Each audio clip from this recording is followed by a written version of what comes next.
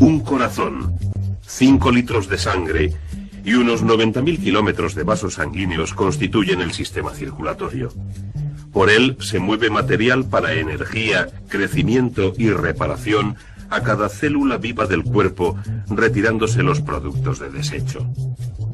Se trata de un trabajo muy complejo, pero lo que hace todo esto posible es una de las sustancias más sencillas de la naturaleza, el agua. El sistema circulatorio funciona gracias al agua.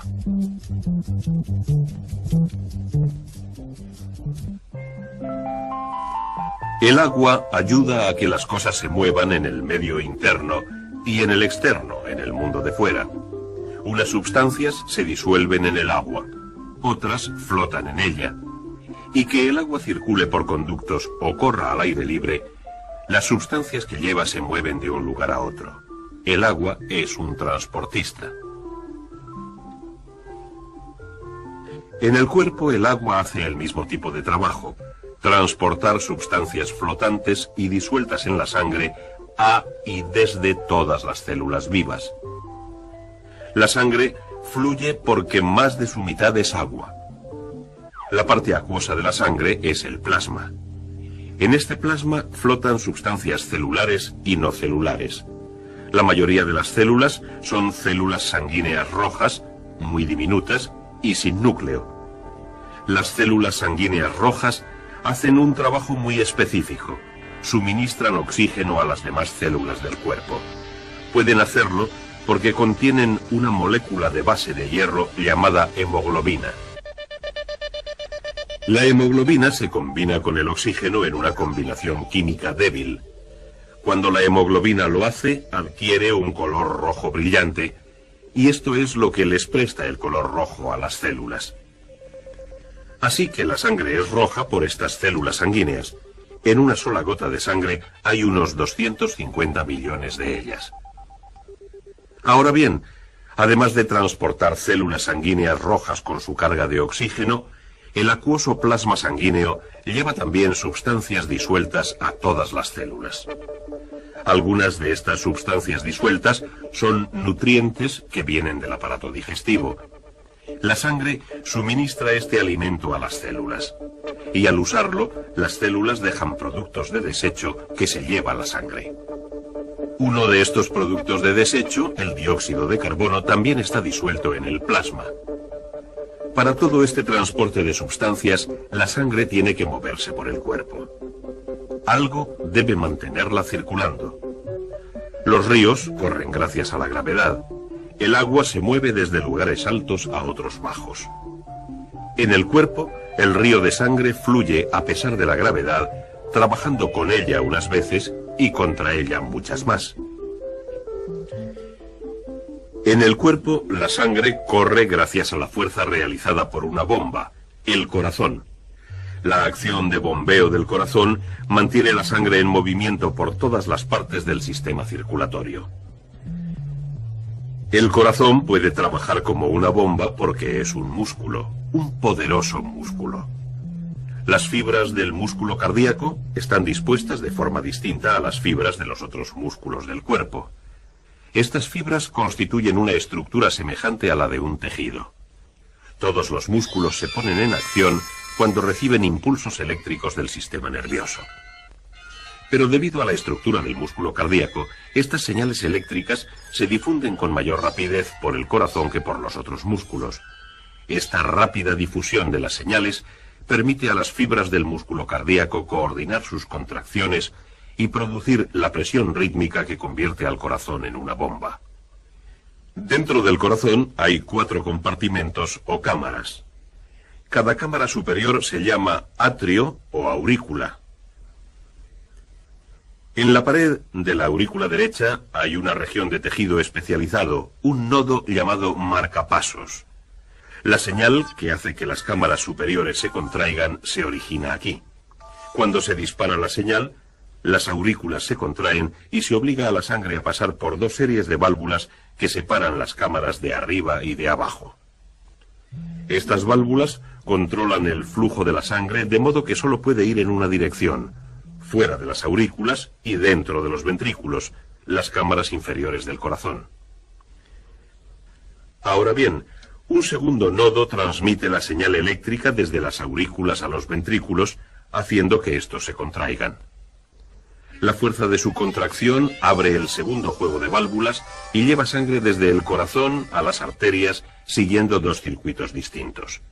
La estructura del corazón hace posible estos dos circuitos.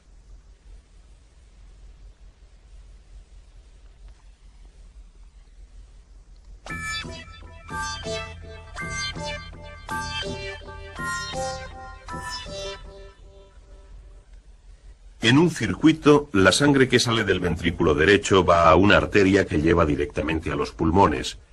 Luego, la sangre vuelve al corazón y a la aurícula izquierda. En el otro circuito, la sangre que sale del ventrículo izquierdo recorre un circuito mucho más largo a través del cuerpo, estableciendo contacto con todos los miles de millones de células del cuerpo antes de volver a la aurícula derecha.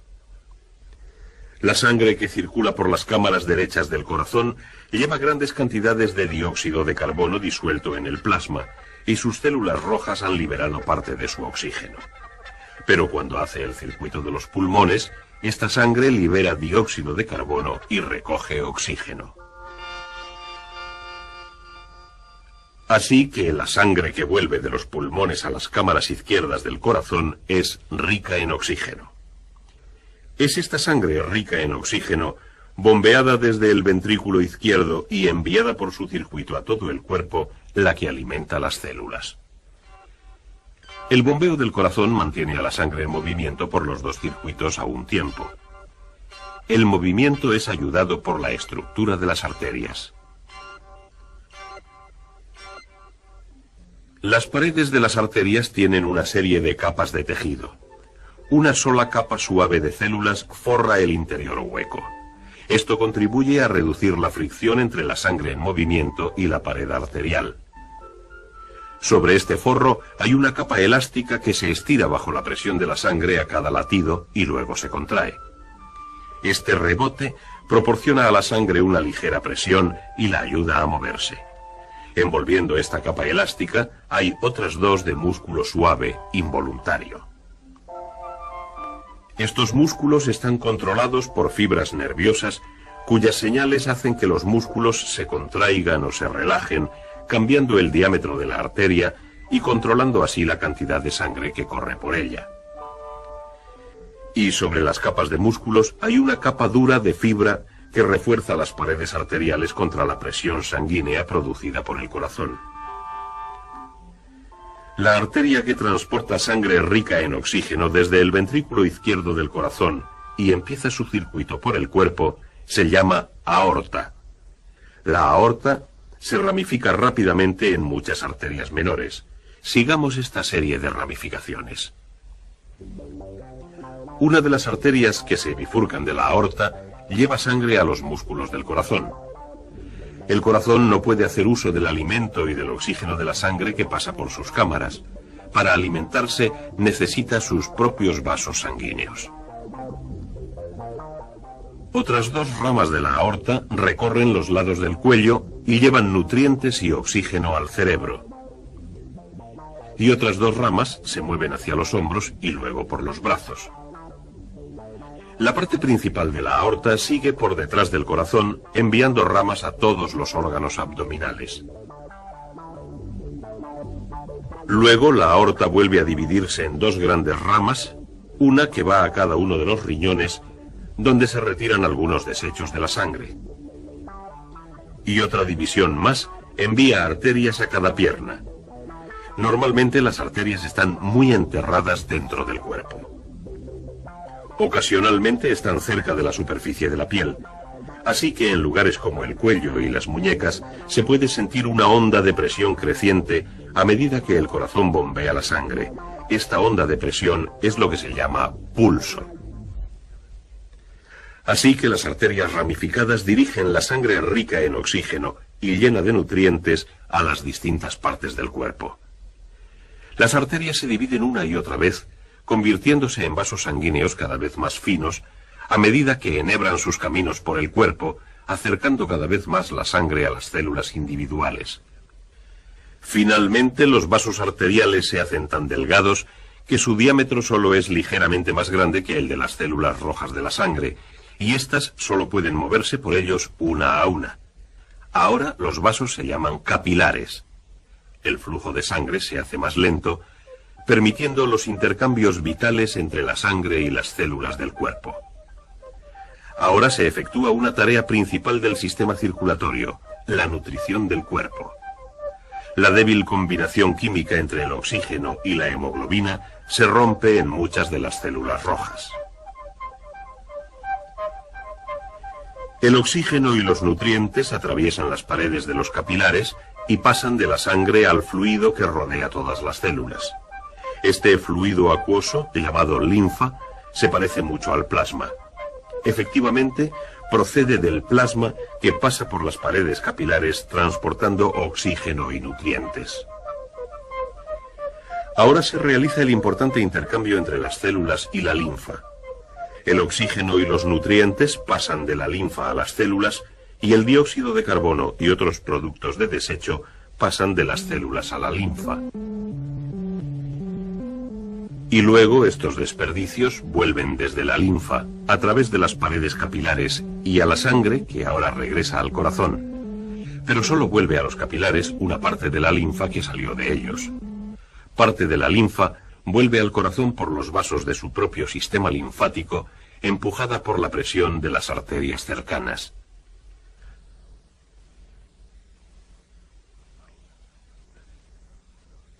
Ahora, los capilares que transportan la sangre y su carga de desechos de las células convergen en vasos sanguíneos cada vez mayores.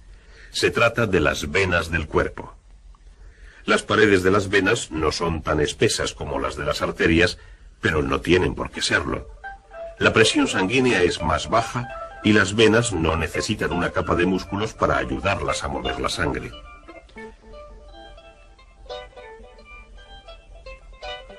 En vez de esto, la sangre es empujada hacia el corazón por músculos casi esqueléticos.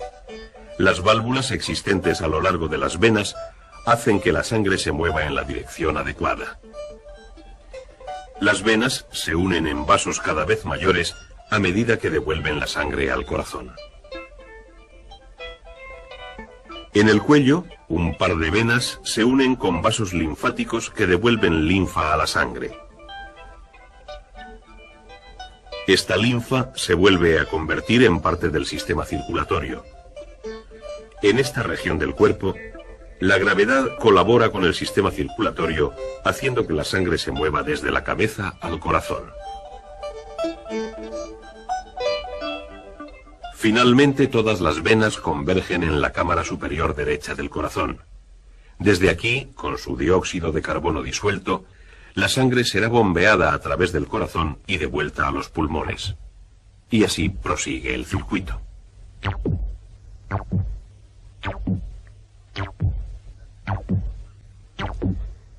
Las señales constantes del marcapasos mantienen los latidos constantes del corazón. Pero no todos los controles vienen del interior del corazón. El corazón puede responder también a señales procedentes de otras partes del cuerpo. Las señales procedentes de los centros nerviosos próximos a la médula espinal pueden acelerar las del marcapasos y los latidos del corazón. Las señales del tallo del cerebro pueden ralentizarlos. Cuando se hace ejercicio, aumenta la cantidad de dióxido de carbono disuelto en la sangre. Este cambio indica a los centros nerviosos que aceleren los latidos. El corazón puede latir 2 veces más deprisa de lo normal en caso de necesidad. El cuerpo produce también un activador químico, la adrenalina, la hormona que afecta la proporción de señales eléctricas del corazón. La excitación o el miedo harán que la glándula adrenal segregue adrenalina en la sangre y esto acelerará el latido del corazón. La cantidad de sangre que afluye a las diferentes partes del cuerpo también puede regularse según sus necesidades especiales. Las arterias que alimentan los músculos envían más sangre a estos cuando se es activo y afluye más sangre al sistema digestivo después de comer. Cuando se tiene calor, el flujo sanguíneo se dirige hacia la superficie de la piel. Cuando se tiene frío, se retira. Todo este control de tráfico se realiza mediante cambios en el diámetro de las arterias. Los músculos que forman parte de las paredes de las arterias pueden contraerse en una zona y estrechar la arteria, reduciendo así el flujo de sangre a una parte del cuerpo. O bien, los músculos pueden relajarse y ensanchar la arteria, permitiendo que pase más sangre. Cuando se daña alguna parte del cuerpo, aumenta el flujo de sangre a esa parte. En el plasma sanguíneo, junto con las células rojas, flotan trocitos mucho más pequeños de protoplasma con forma de disco, llamados plaquetas, que ayudan a que la sangre se coagule. La coagulación sella las roturas del sistema circulatorio e inicia el proceso de reparación.